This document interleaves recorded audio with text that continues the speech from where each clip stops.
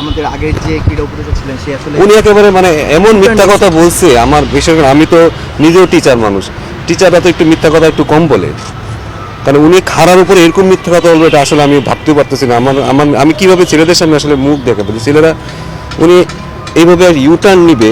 উনি একটা শিক্ষক মানুষ, ঢাকা ইউনিভার্সিটির শিক্ষক উনি, মানে একটা আমার দেশের সর্বোচ্চ বিদ্যাপীঠের একজন মানুষ, উনি এইভাবে মিথ্যা কথা বলবে এটা আসলে আমরা আসলে মানতে পারতেছি না। আমার মানাটা আসলে মানে কীভাবে মানবে এটা আসলে আমার বলার মতো না যে উনি কী বলে আসলো আর উনি এসে কীভাবে ইউটার্নটা নিল।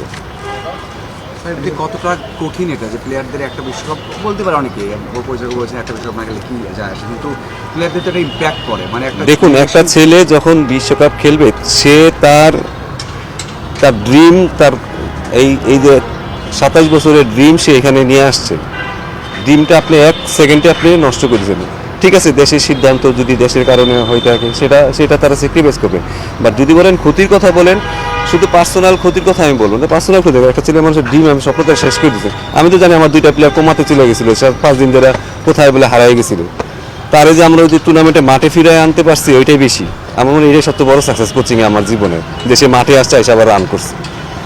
একটা মানুষ তো অনেক বছর ধরে স্বপ্ন দেখে একটা ওয়ার্ল্ড কাপ খেলবে, ঠিক আছে, শুধু এখানে তো টাকা পয়সা তো একটা ফ্যাক্টর, ওইটা একটা ছোট ফ্যাক্টর। কারো আসলে যে ওয়ার্ল্ড কাপটা সারাটা জীবন স্বপ্ন দেখে আসছে সে একটা ওয়ার্ল্ড কাপ খেলবে। স্যার এটা শুধু একটা প্লেয়ারের নাকি একটা বলতে পারেন যে 2 বছর মানে গ্যাপ করেছে আবহাওয়া হয়ে আছে, মানে এটা একটা দেশেরও মানে প্রজন্মের জন্য একটা আত্মবিশ্বাস থাকে বা জানা থাকে, মানে না আমার ব্যক্তিগত চিন্তা থেকে ওটা থাকে না যে একটা কোনো দেখলো খেলা। দেখুন, আমি দেশের সাথে আমিও অনেক কিছু স্যাক্রিফাইস করতে রাজি আছি, ছেলেরাও করবে রাজি আছি, বাট আমি কি ছেলেটার উপরে হাতটা বুলাই দিছি, বাবা তোমরা খেলতে পারতেছো না এই কারণে একটু সুন্দরভাবে কমিউনিকেশন করে আমার মনে হয় তাহলে কি অনেক কিছু মানা যায়।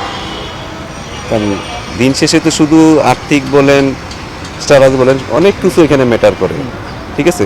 আমাদের ওদের পাশে থাকাটা খুব বেশি জরুরি ছিল। আমার যে টুর্নামেন্ট হয়েছে আমি একটা দিনও টেকনিক্যাল কোনো কথাই বলি না ওদের সাথে, কারণ আমার পক্ষে আসলে তাদেরকে বোঝানোটা সম্ভব না, কারণ তাদের মাঠে ফিরানোটা হচ্ছে আমার সবচেয়ে বেশি আসল কাজ।